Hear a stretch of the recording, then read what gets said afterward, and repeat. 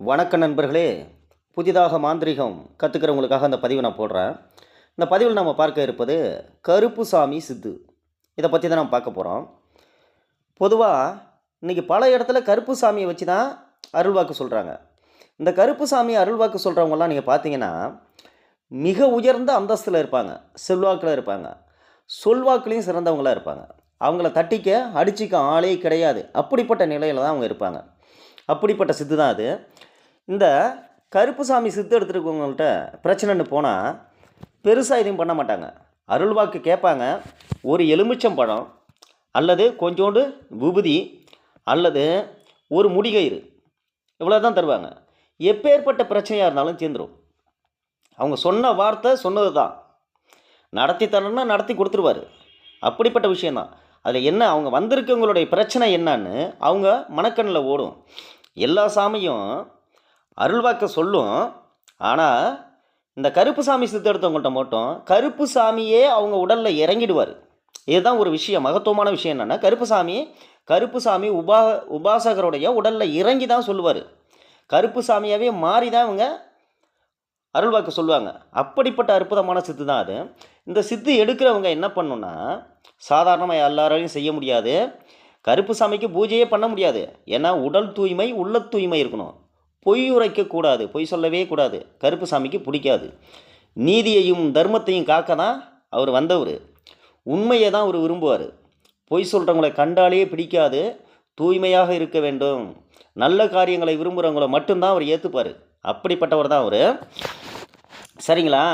இப்போ பில்லி சூன்ய பேய் பிசாசு பிடிச்சவங்களாம் வந்தாங்கன்னா மிக இலகுவாக சரி பண்ணிவிடுவாங்க.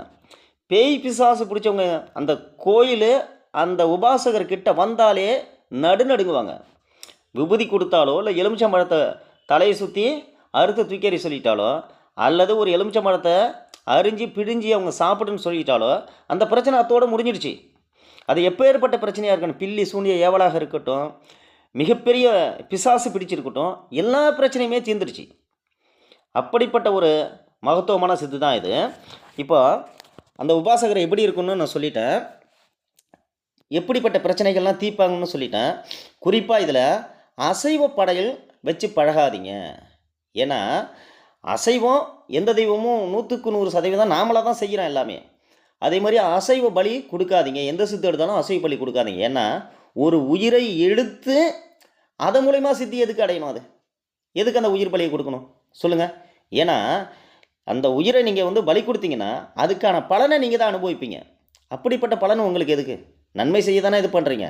அதாவது சைவ பலி கொடுத்தாலே போதும்.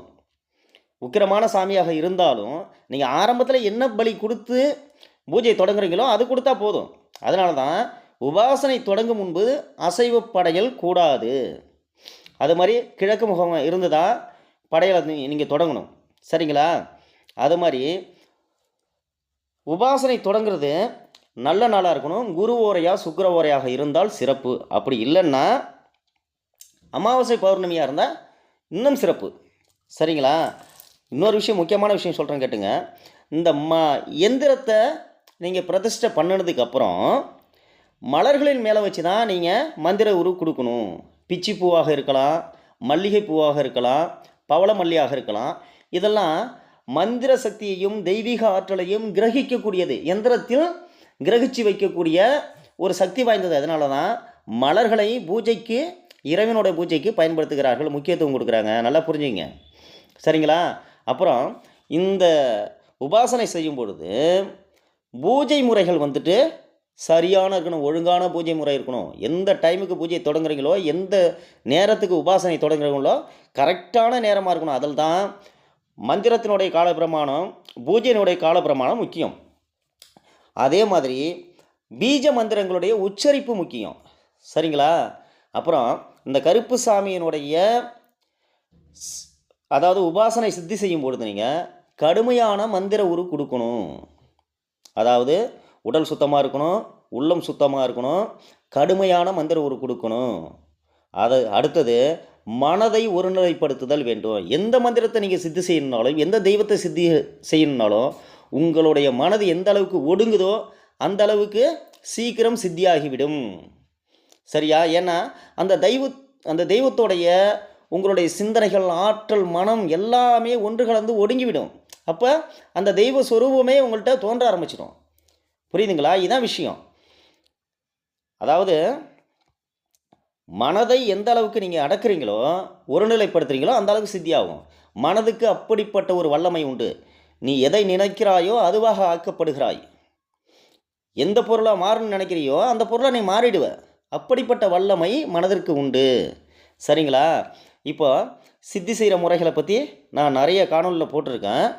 ஒரு தெய்வத்தை சித்தி எடுக்கணுன்னாக்கா இடத்த எப்படி தேர்வு பண்ணணும், சரிங்களா? இடத்த தேர்வு பண்ணதுக்கப்புறம் சேகாரம், மாந்திரிக சேகாரம்னு பேர்.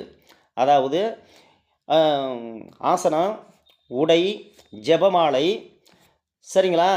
அந்த மந்திர இதுக்கு படையலுக்கு தேவையான பூஜை பொருட்கள் இதையெல்லாம் எப்படி சேகாரம் பண்ணணும், சேகாரம் பண்ணி வச்சுட்டிங்க. அதாவது எந்திரத்தை நான் கொடுத்துருக்குறேன், காணொலிலே கொடுத்துருக்கேன் பார்த்தீங்கல்ல. அதுக்கு 6க்கு 6 செப்பு தகடை எடுத்துங்க. சரியான முறையில் அதை நறுக்கிங்க. நறுக்கிட்டு விபூதியால் சுத்தம் செய்துங்க. சுத்தம் செய்து சாப நிவர்த்தி பண்ணுங்கள். எந்திர சாபம், மந்திர சாபம், சாப நிவர்த்தி பண்ணிவிட்டு அடுத்தது என்ன பண்ணுறீங்கனாக்கா, பன்னீர்லையும் எலுமிச்சம்பழ சாறுலையும் அரை மணி நேரம் ஊற வச்சு எடுத்து வச்சிங்க. வச்சுக்கிட்டு அந்த எந்திரத்தில் சொல்லியிருக்கிற காமிச்சிருக்க எந்திரத்தை செப்பு தகட்டில் வரைஞ்சிடுங்க. வரைஞ்சிட்டு அபிஷேகம் பண்ணுங்கள். வாசனை பொருட்களால் அபிஷேகம் பண்ணிவிட்டு பொட்டு பூ சூட்டி எடுத்து ஒரு பீடத்தில் வச்சுடுங்க. பீடத்தில் வச்சுட்டு நீங்கள் என்ன பண்ணுறீங்கன்னா, அடுத்தது விநாயகர் பூஜை, கலச பூஜை பண்ணுங்கள். அது ரொம்ப சிறப்பு. அது கலச பூஜை பண்ணிவிட்டு இப்போ கிழக்கு முகமாக அமர்ந்து படையலை நீங்கள் போடணும். அதாவது முறையான ஒழுங்கான படையல், பூஜை முறைகள் சரியாக இருக்கணும். தினந்தோறும் பூஜை முறைகள் சரியாக இருக்கணும். எக்காரணத்தை கொண்டும் நீங்கள் உபாசனை தொடங்கிய பிறகு நிறுத்தக்கூடாது. நிறுத்தினால் உங்களுக்கு தொந்தரவுகள் வரும். அதை நல்லா புரிஞ்சுங்க. உபாசனையை நிறுத்தக்கூடாது. கிழக்கு முகமாக பார்த்து படையல் போடுங்க. படையல்னால் உங்களுக்கு தெரியும் என்னென்ன பண்ணணுன்னு. வெற்றிலை, பாக்கு, பூவு, அவுள், பொரிகடலை எல்லாம் வச்சு. அது மாதிரி பலி கொடுக்குறது சைவ பலி கொடுங்க. எலுமிச்சம், பூசணிக்காய், வெண்பூசணி இது மாதிரி கொடுங்க. அதாவது அசைவ பலி, அசைவ படையல் கூடாது. நைவேத்தியம் தயவு செய்து செய்யாதீர்கள். ஏன்னா ஒரு ஜீவனை எடுத்து அது மூலயமா ஒரு தெய்வத்தை சித்தி செய்யணுங்கிற ஒரு முறை அது வேணாம். ஏன்னா அதனுடைய பாதிப்புகள் உங்களை தான் சாரும். ஒரு நல்ல நோக்கத்துக்காக தான் அதை நான் சொல்கிறேன், கடைபிடியுங்கள். சரிங்களா? இப்போ நீங்கள் குரு உரையிலையோ சுக்கிர உரையில் தான் தொடங்கணும்னு நான் சொல்லிட்டேன். இப்போ இந்த மந்திரத்தை சொல்கிறேன் பார்த்துங்க. ஓம் ஐம் க்ரீம் க்ளௌம் ஸ்டீம் க்ளீம் க்ரீம் கருப்பசாமியாய நம. இதுதான் அந்த மந்திரம். திரும்பவும் சொல்கிறேன். ஓம் ஐம் க்ரீம் க்ளௌம் ஸ்டீம் க்ளீம் க்ரீம் கருப்பசாமியாய நம. சரிங்களா? இதுதான் அந்த மந்திரம். இப்போ இந்த மந்திரம் நீங்கள் ஜெபிக்கிறதுக்கு முன்னாடி கிழக்கு முகம் பார்த்து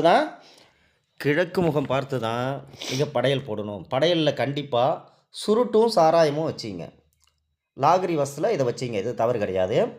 ஒரே இடத்துல அமர்ந்து தான் நீங்கள் மந்திர உரு கொடுக்கணும். சித்தியாகிற வரையிலும் அப்படி தான் நீங்கள் செய்யணும். இப்படி நீங்கள் செய்தால் 100% சித்தியாகிவிடும். செய்து பயன்பெறுங்கள். அடுத்தடுத்த காணொளியில் நாம் சந்திப்போம். நன்றி, வணக்கம்.